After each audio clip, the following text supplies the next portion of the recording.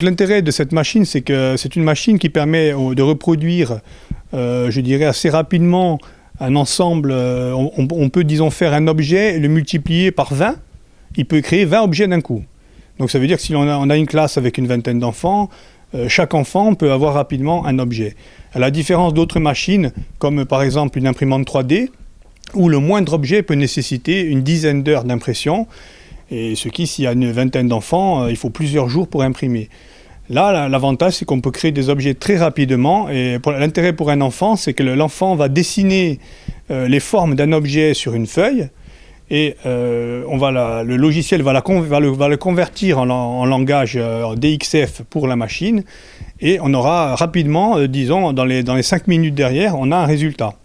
L'enfant, après, peut décorer l'objet et le personnaliser. Et ça, c'est quand même important parce que l'enfant, ça lui permet d'avoir une idée et à la fin, je dirais, d'avoir une matérialisation de cette idée, de repartir chez lui avec un objet.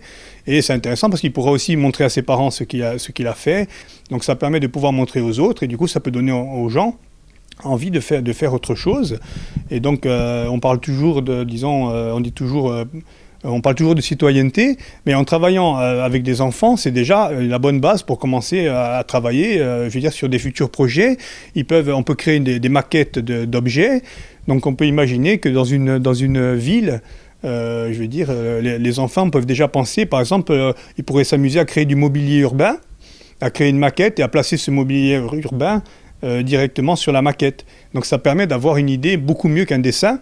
Cette machine a été achetée par le PAM de l'Île-Rousse, mais c'est une machine qui servira à tous les PAM de Balagne. C'est le PAM d'Île-Rousse qui a acheté la machine au travers d'un appel à projet qui a été fait par la CTC sur des fonds européens, sur des fonds FEDER. L'idée, étant donné que, c'est que c'est une machine qui vaut, je crois, autour de 800 €, plutôt que chaque PAM de Balagne achète la même machine, l'idée du PAM d'Île-Rousse est, à partir du moment où de mutualiser, je dirais, cet équipement, de manière qu'il puisse servir à faire des ateliers dans les différents PAM de Balagne pour toucher le plus de nombre possible, voire aller dans les écoles, puisque c'est une machine qu'on peut déplacer facilement. Donc on peut faire des ateliers dans les écoles, on peut faire des démonstrations dans un festival, dans beaucoup d'opérations au travers des différentes communes.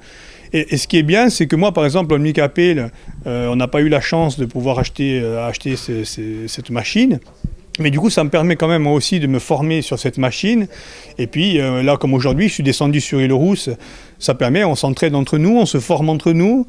Et puis, c'est quand même l'Europe qui a financé cette machine. Donc l'intérêt du matériel, souvent, le matériel, il est utilisé une semaine par an. Par les structures. Et le matériel finit dans un placard et pendant le reste de l'année, il est utilisé par personne. Ça, c'est la destination souvent de beaucoup d'équipements financés. Là, au moins, il va être mutualisé avec les PAM de Calenzane, le PAM d'Île-Rousse, le PAM d'Olmicapel. S'il y a un intérêt à mutualiser le matériel, je pense, c'est important même en des périodes où les financements deviennent de plus en plus rares. Ça peut être intéressant quand même pour tout le monde. Ce serait bien que toutes les communes travaillent sur cette mutualisation du matériel.